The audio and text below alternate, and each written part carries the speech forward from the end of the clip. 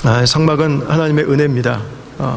성막은 죄인인 인간이 어떻게 거룩하신 하나님의 신부가 되어서 하나님과 함께 동행할 수 있는가, 어떻게 동거할 수 있는가를 보여주는 곳입니다. 죄인인 인간은 거룩하신 하나님 앞에 나아갈 수 없습니다. 그래서 성막이 필요합니다. 성막에서 첫 번째 동편에 있는 문으로 들어가자마자 있는 첫 번째 것은 놋제단이었습니다. 거기에 나무를 버려놓고 불을 붙이고 양과 소와 염소와 비둘기 중에서 희생제물을 삼아서 그 피를 받고 그 동물을 죽이고 그 살을 태웠습니다. 그 피뿌림으로, 그 희생으로 나의 죄가 사함받은 것처럼 하나님께서 여겨주시고 우리가 하나님께로 나아가게 된 것입니다. 이 성막이 있다고 하는 것은 하나님이 나를 향해서, 우리를 향해서 계속해서 나를 거절하지 않으시겠다고 하는, 우리를 환영하시겠다고 하는, 나는 너를 사랑한다고 하는, 나는 오늘도 너의 편에 있다고 하는 것을 보여주시는 하나님의 가장 강력한 은혜의 메시지가 담겨 있는 곳이 되는 거죠. 동시에 이 성막은 우리들의 죄를 보여주는 곳이 되기도 합니다. 계속 죽어야 되잖아요. 계속 내가 죽어야 하는데 그 양이 대신 죽어야 되잖아요. 그 염소가 대신 죽고, 그 비둘기가 대신 죽고, 그 소가 대신 죽고, 나의 죄를 마치 자신의 죄인 것처럼 가지고 죽어가는 그 동물들의 모습. 여러분, 그 모습은 우리 안에 있는 죄가 어떤 것인지를 보여주는 것입니다. 그 끝없는 죄, 우리의 발목을 놓지 않는 그 죄, 그 죄가 우리로 하여금 결국은 우리를 죽음으로 인도할 수밖에 없고 우리의 마지막이 멸망이라고 하는 것, 그거를 알려주는 것입니다. 그 우리의 죄가 희생제물로 대신 나의 죽음을 피하고 그 희생제물의 피 흘림으로 내가 살게 되는 것이죠. 여러분, 이 모든 제사의 과정은, 이 성막은 예수 그리스도를 구약의 이 광야에서 보여준다고 이야기했습니다. 우리가 오늘 이번 주와 다음 주에 이 성막에서 드렸던 5가지 제사를 함께 나누게 되는데, 이 5가지의 제사는 우리를 계속해서 예수 그리스도로 인도해 줍니다. 첫 번째는 번제입니다. 번제. 오늘 우리가 읽었던 말씀 중에 3절부터 9절까지 나오는데, 번제는 9절 말씀, 저 뒷부분을 보시면 어떤 것인지가 그 모습이 정확하게 나오는데, 그 전부를 단 위에 불살라 번제로 삼을지라. 그래서 번제는 뭐냐면 다 태워드리는 거예요. 다 태워드리는 거, 하나도 남기지 않고 끝까지 다 태워드리는 거. 번제는 마지막까지 불에 태워지는 거예요. 번제 제물을 가지고 왔던 사람이 그 번제단에서 제물이 태워지는 것을 보면서 여러분 어떤 생각을 하게 될까요? 1차적으로 이것은 죄가 하나님 앞에 어떻게 다루어지는지를 보여주는 것입니다. 죄는 하나님 앞에 마지막까지 심판받습니다. 마지막 남아있는 거 한 가지, 끝까지 하나님은 죄를 미워하시는 분입니다. 죄는 하나님의 심판의 불을 견딜 수 없는 거예요. 그 마지막까지 그 하나님의 죄에 대한 심판의 불 가운데서 죄는 존재할 수 없는 것입니다. 여러분, 이 번제는 그래서 우리에게 죄에 대한 경각심을 줘요. 죄에 대한 경각심. 하나님은 죄를 이렇게 다루시는구나. 하나님 앞에 죄라고 하는 것은 이렇게 참혹한 것이구나. 이렇게 커다란 문제인 거구나. 이스라엘 백성들은 이 번제를 매일 드렸습니다. 매일. 절기 때마다 드렸습니다. 일이 있을 때마다 드렸습니다. 죄가 있을 때마다. 여러분, 그런데 감사하게도 이젠 더 이상 이 제사를 저희가 드리지 않아도 괜찮습니다. 히브리서 9장 12절을 한번 보십시오. 같이 한번 읽겠습니다.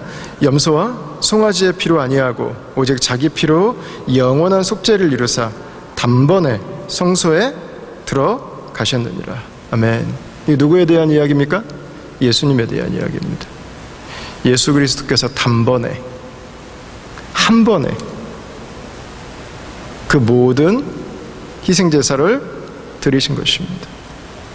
구약에 나와 있는 모든 희생제사는 오실 예수 그리스도를 향해서 우리를 인도해 주는 것입니다. 예수께서는 수천 년 동안 역사 속에 드려왔던 수많은 희생제사를 이제 마침표를 찍어버리셨어요. 쉼표가 아니에요. 쉼표라면 그 뒤에 뭔가가 더 와야 되는데 이건 마침표예요. 마침표. 단 한 번. 거기서 끝이에요. 예수 그리스도는 이제 더 이상 희생제사를 이 세상에 존재하지 않아도 되도록 하신 것입니다. 히브리서 10장에도 나옵니다. 오직 그리스도는 죄를 위하여 한 영원한 제사를 드리고 그랬어요.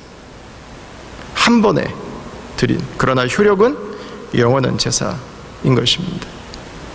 여러분, 감사하게 이것이 저와 여러분들이 이 예수 그리스도의 십자가의 은혜 안에서 지금 누리고 있는 복입니다. 이제 더 이상 우리가 우리의 죄를 가지고 양을 끌고 오거나 소를 끌고 오지 않아도 되는 것입니다. 제가 아까 일부 예배 때 조크로 이 예수님 오셔서 제일 덕을 본 거는 전거 같다고 제가 말씀을 드렸는데, 만약에 지금이 구약시대라면 여러분들이 양 끌고 오시고 소 끌고 오시면은 저는 저 구석에 가서 양 잡고 있어야 되고, 저는 소 잡고 있어야 되고, 그 피 받아가지고 뿌리고 다녀야 되고, 이 가녀린 사람이 그 일을 날마다 쉬지 않고 해야 되는데, 이게 얼마나 감사한지 모르겠어요. 근데 여러분, 이게 저에게 문제만이 아니잖아요. 우리 모두가 다 거기서부터 자유함을 얻은 거죠. 이제는 더 이상 죄의 문제로 인해서 우리가 낙심하고 좌절할 이유가 없게 된 것입니다.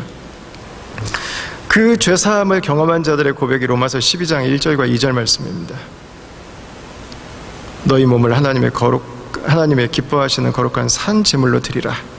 이는 너희가 드릴 영적 예배니라. 너희는 이 세대를 본받지 말고 오직 마음을 새롭게 함으로 변화를 받아 하나님의 선하시고 기뻐하시고 온전하신 뜻이 무엇인지를 분별하도록 하라. 이렇게 말씀하셨어요. 번제는 죄 때문에도 드렸지만 죄와 관계없이 드리는 번제도 있었습니다. 그때 번제의 의미는 주님, 나를 주님께 드립니다. 나를 받으시옵소서. 역시 번제는 마지막까지 태워서 드리는 것입니다. 번제로 내가 주님 앞에 나를 헌신을 약속한다면 그것은 내 모든 것은 주님의 것입니다라는 의미입니다. 내 모든 것은 주님으로 살아가고 있습니다. 하나도 남김없이 주님의 은혜로 나는 오늘을 살아가고 있습니다. 모든 것을 주께 드립니다. 이 고백이 되는 것이죠. 사랑하는 다음가족 여러분, 저와 여러분들의 삶이 주님 앞에 한 주간도 이 고백 가운데 살아가는 삶이 될 수 있기를 바랍니다. 이 세상의 변화를 따라 살아가지 않고, 이 세대를 본받지 않고, 그리스도를 거절하는, 하나님의 은혜를 모르는 이 세대를 따라가지 않고 하나님의 뜻 안에 내 삶을 드리기를 원합니다. 여러분, 그것이 1절에서 말했던 하나님께서 기뻐하시는 거룩한 산 제물의 의미입니다. 내가 이 세상에 육신의 몸을 가지고 있지만, 그러나 하나님께서 나에게 주신 인생, 하나님의 말씀 안에 나를 온전히 드리겠다고 하는 것입니다. 두 번째는 소제입니다. 소제는 곡물로 드리는 것입니다. 곡물. 한국 사람이면은 쌀을 아무래도 가장 많이 먹겠죠. 웨스턴 분들은 밀을 가장 많이 먹을 것 같고, 중남미에 계신 분들은 주식이 옥수수입니다. 옥수수 또르띠아를 드시죠. 이런 것들입니다. 이것들로 하나님께 드리는 것입니다. 레위기 2장 1절에서 3절 사이에 나오는데, 그것을 고운 가루로 만들고 거기에다가 올리브유를 조금 섞고 올리브 나무에서 추출한 유향을 섞어서 하나님께 가지고 나와서 드렸던 것입니다. 이것도 역시 태워서 드리는 화제 형식으로 드렸습니다. 그 소제는 왜 드렸을까요? 우리가 날마다 먹는 주식을 하나님께 드리는 이유는 감사제였습니다. 감사제. 하나님, 오늘도 나에게 일용할 양식을 주셔서 감사합니다. 하나님, 오늘도 나에게 먹을 것을 주시고 내가 이것을 먹고 내 삶이 하루를 연장할 수 있도록 해주셔서 감사합니다. 오늘 내가 사랑할 수 있게 해주셔서 감사합니다. 오늘 내가 일할 수 있게 해주셔서 감사합니다. 그래서 이 소제는 감사제였어요. 감사제. 하나님이 나의 생명을 주셔서 감사하고, 나의 일상을 주셔서 감사하고 하나님이 내 모든 것의 주인 되시는 분입니다. 이 고백으로 올려드린 것입니다. 그리고 소재는 우리 일상에 있는 걸 드리게 하셨어요. 우리가 날마다 먹는 것 중에서 가지고 와서. 여러분, 그러나 하나님은 일상에 있는 것들을 가지고 나와서 드리게 하셨지만 경솔하게 드리게 하지 않으셨어요. 준비하게 하셨어요. 곡식을 갈게 하셨고 올리브 오일과 유향을 섞게 하셨어요. 여러분, 올리브 오일과 이 올리브 나무에서 추출한 유향이라고 하는 것은 이들에게 구하기 어렵지 않습니다. 중동 지역을 단 한 번이라도 여행을 해보시면 아마 깜짝 놀라실 거예요. 올리브 나무가 얼마나 곳곳에 많은지. 가장 구하기 쉬운 거예요. 가장 구하기 쉬운 거. 누구 집에나 있는 거. 하나님은 그거 드리라고 하신 거예요. 그러나 하나님은 아무거나 집어오라고 말씀하지 않으셨어요.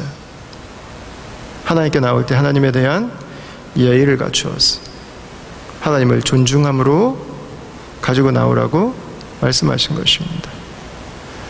여러분, 하나님의 우리를 향한 사랑은 존중입니다. 존중. 하나님은 우리의 인격을 무시하면서 홀대하면서 우리에게 구원을 주시지 않습니다.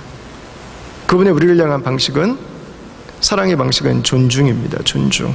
그래서 하나님은 그 사랑을 받은 우리가 하나님께 또한 동시에 존중하는 모습으로 나오기를 원하는 것입니다. 그것이 준비하는 것입니다.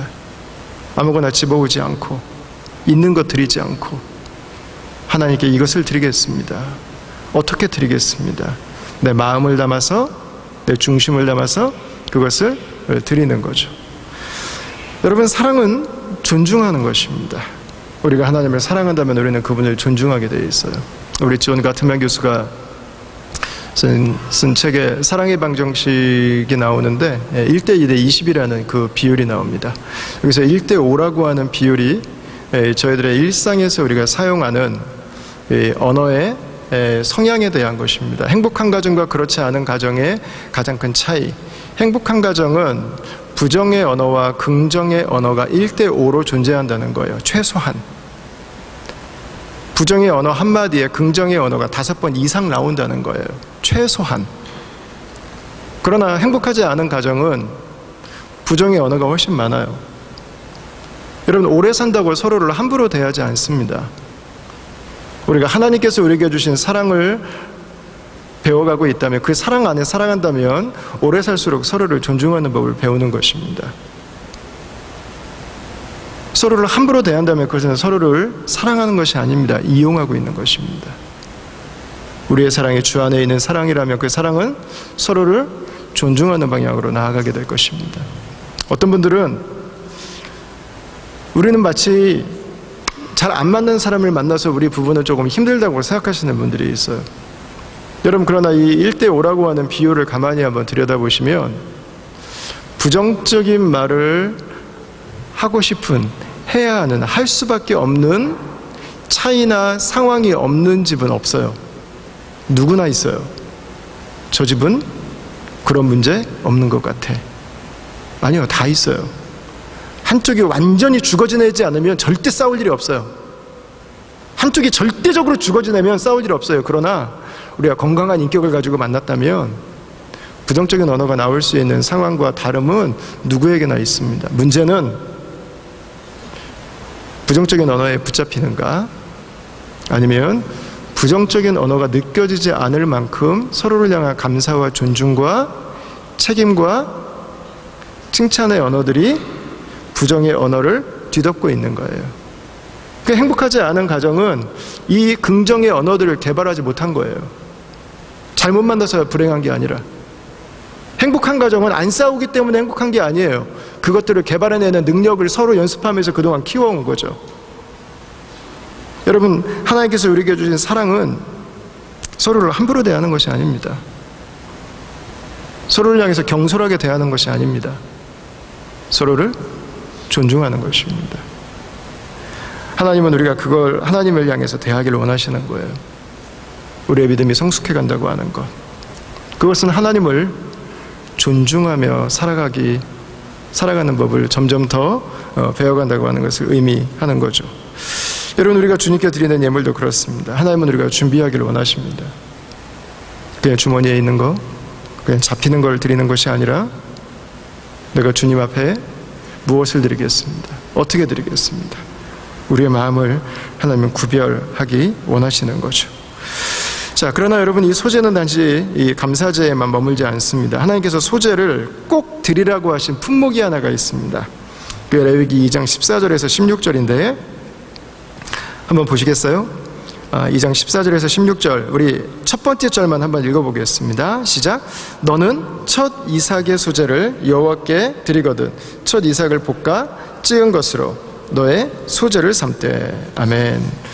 하나님이 반드시 소제를 드리라고 콕 찍어서 말씀하신 게 아니라 그게 뭐냐면 첫 열매예요. 첫 열매. 첫 이삭. 처음 거둔 곡식은 하나님께 드리는 것입니다. 저희 교회도 여러분께서 그 하나님께 드리는 이 헌금을 보면, 예물 보면 첫 월급이라 하나님께 드립니다. 이 감사 제목들이 몇 번 있었어요. 그 말 그거예요. 첫 번째 추수한 곡식, 그것을 가지고 하나님께 나오라고 하는 것입니다. 여기에는 상징적인 의미가 있어요. 단지 하나님께서 곡식만을 감사의 마음으로 가지고 오라고 하는 게 아니에요. 예레미야 2장 말씀을 한번 보시죠. 같이 한번 읽겠습니다. 그때 이스라엘은 나 여호와의 성물 곧 나의 소산 중 처음 열매가 되었나니. 아멘. 하나님께서 이스라엘 백성들에게 첫 열매를 감사의 마음으로 드리라고 한 것은 이스라엘 그들이 하나님의 첫 열매로 하나님께서 받아주셨기 때문이에요. 그래서 감사하라는 거예요. 하나님이 그 곡식을 받으시는 것이 아니라 곡식을 드리는 그 사람을 첫 번째 열매를 받아주셨기 때문에 그 감사를 드리라는 것입니다. 사도 바울은 첫 열매에 대해서 고린도전서 15장에서 이렇게 기록합니다. 조금 길지만 여러분들이 같이 한번 읽어보시도록 하겠습니다. 시작. 만일 그리스도 안에서 우리의 바라는 것이 다만 이생뿐이면 모든 사람 가운데 우리가 더욱 불쌍한 자리라. 그러나 이제 그리스도께서 죽은 자 가운데서 다시 살아 잠자는 자들의 첫 열매가 되셨도다. 사망이 사람으로 말미암았으니 죽은 자의 부활도 사람으로 말미암는도다. 아담 안에서 모든 사람이 죽은 것 같이 그리스도 안에서 모든 사람의 삶을 얻으리라. 그러나 각각 자기 차례대로 되리니 먼저는 첫 열매인 그리스도요 다음에는 그리스도 강림하실 때에 그에게 붙은 자요. 아멘. 첫 열매를 감사하는 이 절개는 첫 열매로 오신 예수 그리스도를 기다리는 절개라고 말할 수 있습니다. 사도 바울은 예수께서 십자가에 죽으셨을 뿐만 아니라 다시 살아나셔서 부활하신 것, 그 부활의 새 생명을 가지고 이 세상에 드러나신 모습을 보고 지금 이야기하고 있어요. 부활의 첫 열매. 그리고 예수 그리스도에게 붙어있는, 예수 그리스도 안에 있는, 예수 그리스도를 영접하고 그분을 따르고 있는 그분의 제자들, 그분의 백성들, 그들에게 또한 그 부활의 생명이 주어졌다고 말씀하고 있는 것입니다. 여러분, 그래서 우리가 이 구약에서 첫 열매를 하나님께 감사로 드린다고 하는 것은 예수 그리스도 안에서 그분이 우리에게 주시는 부활의 생명을 상징하는 것으로 드러나고 있다고 하는 것을 기억해야 됩니다. 이것이 현실로 짠 하고 나타나는 게 어디냐면 사도행전 2장이에요. 여러분 잘 아시는 말씀입니다. 오순절날 있었던 사건이죠. 여기에는 두 가지의 독특한 현상이 있었습니다. 하나는 하늘에서 불의 혀같이 갈라지는 것이 있어요. 불이 있었어요. 불. 뭔가를 태우고 있는 거예요. 불이. 거기에는 급하고 강한 바람 소리가 있습니다.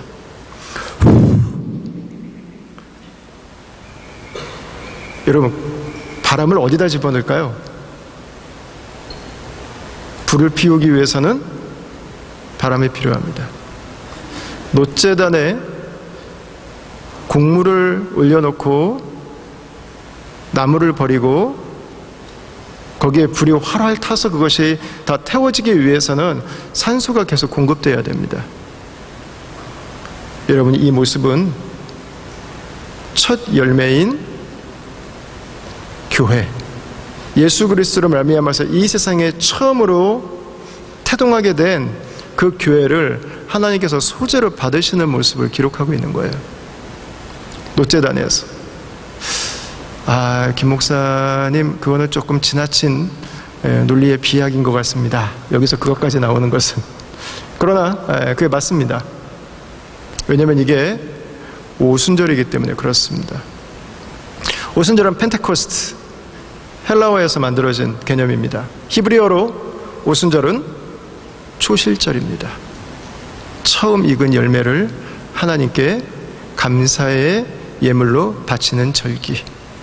이 절기를 다른 이름으로는 77절이라고 합니다. 7 곱하기 7은 49.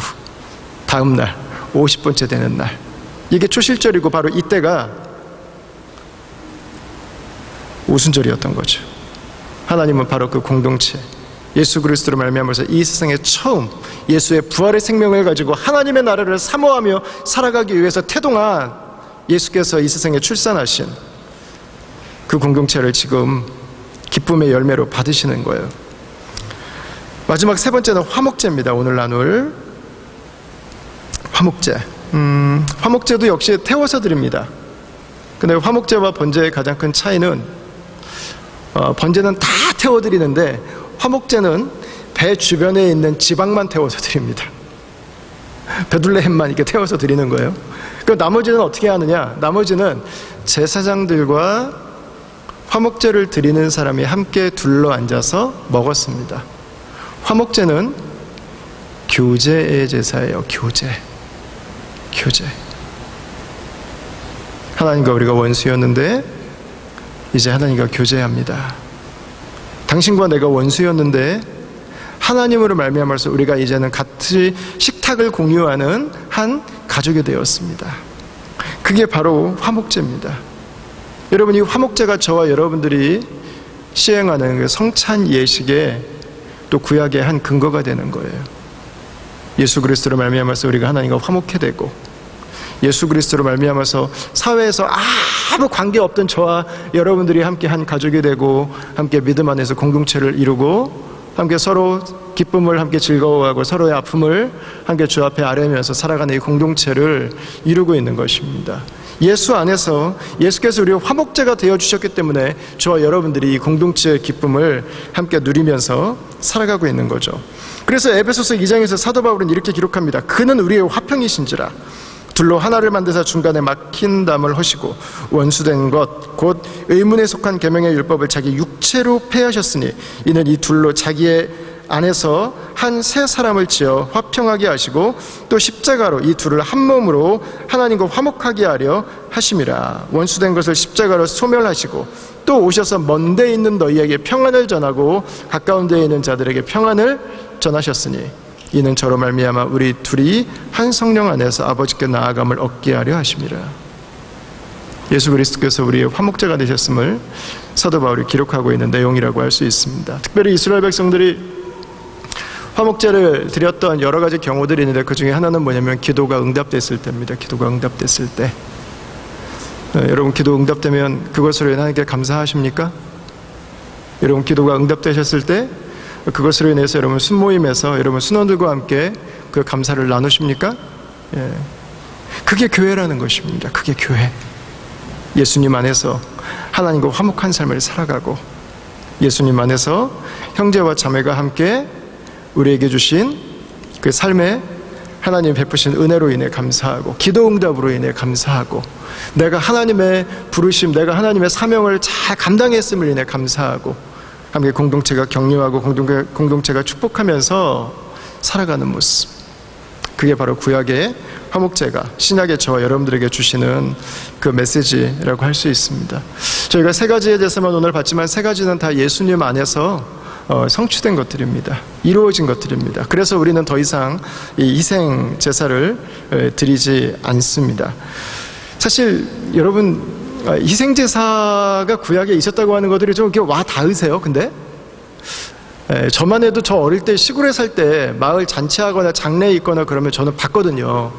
동네 남자 어른들이 우물가에서 돼지 잡고 개 잡고 이건 좀 영상에서 빼야 되나? 이거 적절하지 않은. 왜 진짜로 이게 봤어요, 저는 그것들을. 그래서 이게 동네에서 이런 것들을 잡을 수 있구나, 저는 그렇게 생각하고 자랐는데, 사실 요즘 세대 저희처럼 이렇게 도시화된 사회에서는 볼 기회가 없잖아요. 이거를 우럴스 가면 이미 다 잡아가지고 예쁘게 포장까지 해가지고 심지어 양념까지 해서 나오는 판에 저희가 이것들을 보기는 쉽지는 않은 것 같아요. 그러나 오늘날에도 도시화된 문명권을 조금만 벗어나면 이 일들은 볼 수 있습니다. 제가 새순교회에서 젊은이 사역을 하고 있을 때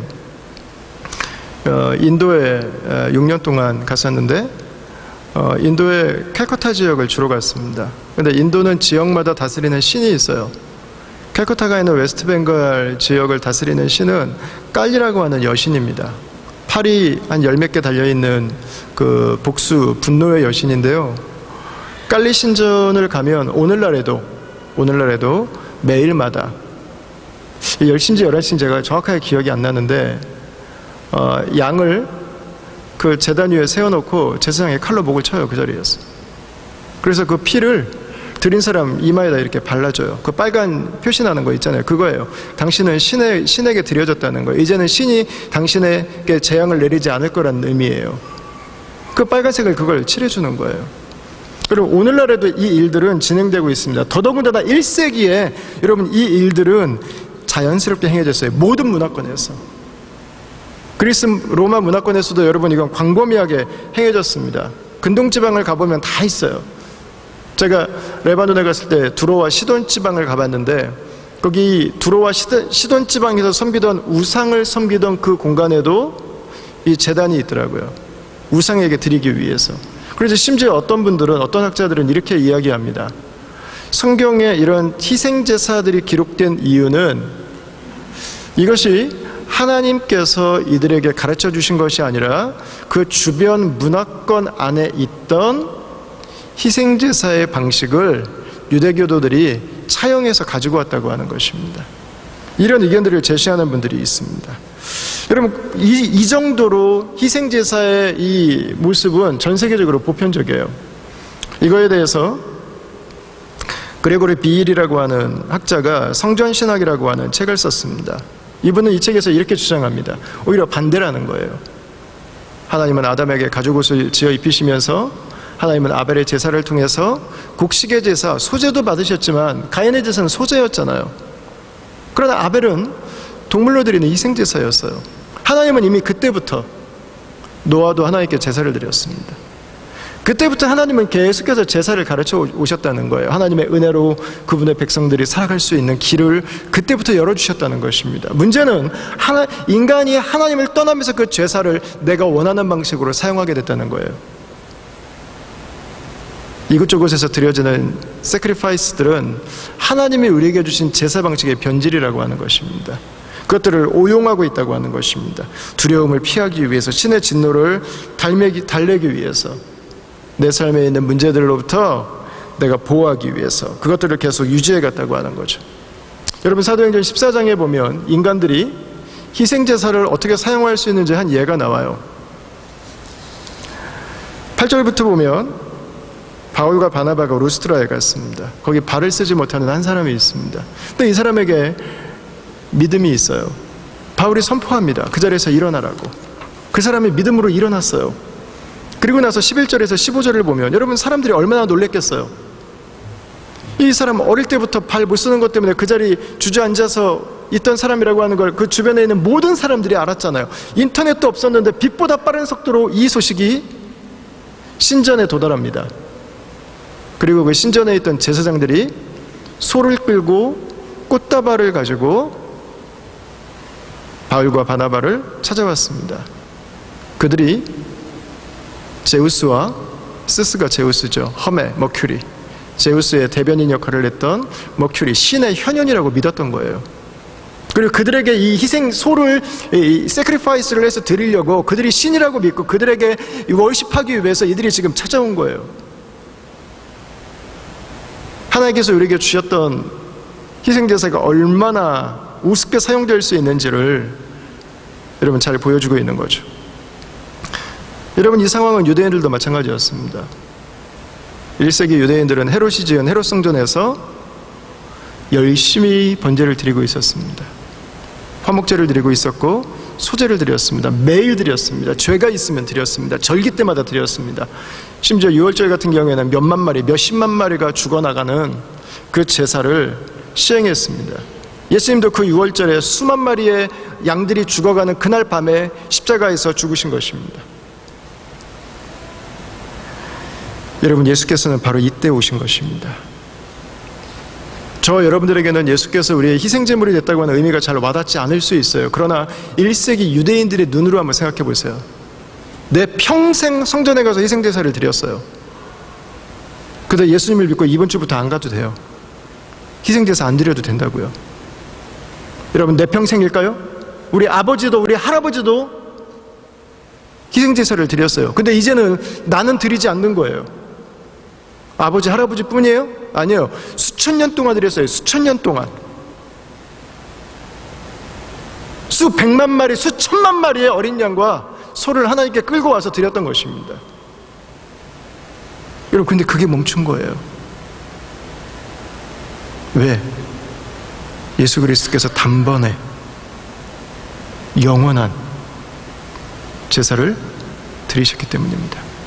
그래서 1세기에 그리스도인들은요, 예수 그리스도의 단번에 영원히 드리신 속죄의 제사가 무엇인지를 정확하게 알고 있었어요. 더 이상 이제 이 제사를 드리지 않아도 되는 거구나. 더 이상 이제 동물의 죽음을 보지 않아도 되는 거구나. 그분으로 한 번에 영원히 완전한 제사가 드려진 것입니다. 그게 저와 여러분들에게 오늘도 믿음의 기초가 되고 있는 것이죠. 여러분, 이것은 유대인들에게만 효력을 미치는 것이 아니었습니다. 이것은 이방인들에게도 역시 마찬가지였습니다. 그 제사를 잘못 드리고 있던 이방인들도 더 이상 제사를 드릴 필요가 없었어요. 귀신들의 노여움을 살까봐, 우상들의 미움의 털이 박힐까봐 두려워하던 그 제사를 이제 더 이상 드리지 않아도 되는 것입니다. 사랑하는 다음과 중 여러분, 저는 이 말씀이 저와 여러분들에게 주는 몇 가지 적용 포인트가 있다고 저는 생각해요. 첫 번째는 우리의 삶에 있는 막연한 영적인 두려움을 더 이상 붙들고 살아갈 필요가 없다고 하는 것입니다. 교회 다니시면서도 여전히 점을 보는 분들이 계시고, 교회 다니시면서도 여전히 부적을 가지고 사시는 분들이 있습니다. 교회를 다니시면서도 여전히 집 안에 우상들, 신상들을 만들어두는 분들이 있습니다. 제가 얼마 전에 개업하신 다른 교회 성도분 식당을 방문했는데 이제 막 오픈하셨으니까 얼마나 힘드셨겠어요, 준비하시느라고. 너무 수고 많이 하셨다고, 장사 잘 되시냐고 제가 여쭈어봤어요. 그랬더니 그분이 저한테 이런 얘기를 하시더라고요. 목사님, 이거 뭐 가게 준비하는 것보다 정말 더 힘들었던 게, 너 이 가게만 오면은 너무 큰 눌림이 있더래요. 그 자기들은 왜 이렇게 힘들지 그랬는데, 인테리어를 바꾸는 과정에서 그동안 있던 인테리어를 다 뜯어놨는데 그 기둥마다 벽마다 부적으로 도배가 돼 있더래요. 부적으로 도배가 돼 있어. 그러니까 전에 그 가게를 하셨던 분이 귀신의 기운이 오지 않도록 하기 위해서 그걸 그냥 다 갖다 붙여놓은 거예요. 그래서 그걸 다 믿음으로 떼고, 그리고 인테리어를 새로 해서 지금 비즈니스를 하고 있습니다. 혹시 여러분 아직 집에 부적 가지고 계신 분 있으신가요? 예수님의 이름으로 축복합니다. 이제 부적 필요 없습니다. 여러분 태워버리십시오. 아멘. 만약에 태워버리는 게 두려우시면 저에게 가지고 오십시오. 목사는 그 일 하려고 있습니다. 부적 100장도 저는 태울 수 있습니다. 걱정하지 마십시오. 가지고 오십시오. 여러분 집안에 혹시 아직까지 예수님을 믿지만 다른 신의 저주와 여러분들에게 따라올 그 불안으로 인해서 여러분들의 마음속에 계속되는 두려움을 가지고 살아가는 분들이 있다면 여러분 가지고 오세요. 제가 처리해 드리겠습니다. 여러분 굿하지 않으셔도 됩니다. 여러분 부적 붙여놓고 사실 필요 없습니다. 예수님이면 충분합니다. 예수 그리스도의 보혈이면 완전합니다. 더 이상 없으셔도 돼요. 예수께서 이미 우리에게 자유케 하셨는데, 우리를 하나님의 자녀로 완전히 삼아주셨는데, 우리가 더 이상 그 짜잘한 것들에, 인간이 만들어낸 것들에 여러분 두려워하며 살아갈 이유가 전혀 없어요. 여러분 두 번째는 내가 희생양이라고 하는 희생양 신드롬을 우리가 가질 필요가 없습니다. 예수께서 이미 죽으셨습니다. 누군가 희생양을 찾기 위해서 애쓰지 않으셔도 됩니다. 우리가 살아야 되는 삶은 이미 십자가에 죽으신 그리스도로 말미암아서 감사하는 삶을 사는 것입니다. 그분이 우리에게 주시는 그 축복을 누리는 삶을 살아가는 것입니다. 오늘도 기쁨 가운데 그분이 주시는 삶으로 나아가는 것입니다. 하나님은 여러분들을 희생양으로 삼지 않습니다. 내가 희생양이라고 생각하면 하나님은 말씀하실 거예요. 그렇게 하지 말라고. 너의 삶을 내가 축복한다고. 너의 삶은 이미 충분하다고. 너의 삶에 이미 나의 복이 있다고. 하나님은 우리가 그 복을 누리기 원하실 거예요. 나만 희생양이야. 여러분, 이 생각은 주님이 주시는 생각이 아닙니다. 여러분, 그 희생양을 여러분들의 인생에서 내보내십시오. 예수 그리스도 한 분이시면 충분합니다. 예수 그리스도로 살아가십시오. 세 번째는 예수님을 영접하는 것입니다. 예수님을 믿는 것입니다. 십자가에 죽으시고 부활하신 예수 그리스도, 그 생명은 우리를 죄와 이 세상의 저주로부터 자유케 하셨습니다. 더 이상 두려움 가운데 불안 가운데 살아가지 마십시오. 부활의 생명이면 충분합니다. 하나님은 이미 여러분들을 첫 열매로 받으셨습니다. 네 번째는 주의 뜻을 행하며 살아가는 것입니다. 세상의 방식이 아니라, 세상의 트렌드가 아니라 하나님께서 나에게 말씀하신 것, 하나님께서 나에게 주신 복의 길을 걸어가는 것입니다. 하나님이 오늘도 나와 함께하고 계심을 선포하십시오.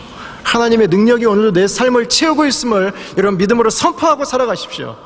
그 예수의 이름이, 그 예수의 능력이 우리의 삶을 채우신다면 여러분, 우리는 오늘 우리의 삶에 이루어지는 그 하나님의 일하심을 보게 될 것입니다. 주의 뜻에 여러분들의 삶을 하나씩 의탁하세요. 마지막 네 번째는 공동체와 함께 나누는 삶을 살아가는 것입니다. 감사를 나누십시오. 좋은 것들을 나누십시오. 그러나 아픔도 나누십시오. 눈물도 나누십시오. 나누실 때는 하나님께만 가지고 가시면 돼요. 하나님께만. 기도하기 위해서 나누는 것입니다. 문제를 해결해 주려고 하실 필요도 없고, 그것으로 인해서 내가 잠 못 자지 않아도 괜찮습니다. 주님께서 풀어주실 것입니다. 주님께서 역사하실 거예요. 말씀을 마쳐야 될 것 같습니다. 사랑하는 다영가족 여러분, 예수 그리스도의 보혈이면 충분합니다. 우리를 붙들고 있던, 우리의 발목을 묶고 있던 것들로부터 예수님 안에서 이미 우리는 노임받았습니다. 나는 한 주간도 여러분들이 예수 그리스도를 바라보시길 축원합니다. 한 주간도 예수 그리스도의 은혜 가운데 생명의 길로 살아가기를 바랍니다. 그분이 여러분들의 입술에 담아주신 언어를 사용하십시오. 그분이 여러분들에게 보여주신 그 행동으로 섬기십시오. 여러분들의 가정에서부터, 여러분들의 심령에서부터 주의 나라가 임하고 예수 그리스도 한 분으로 살아가는 그분의 백성의 복을 누릴 수 있게 되기를 주의 이름으로 축원합니다.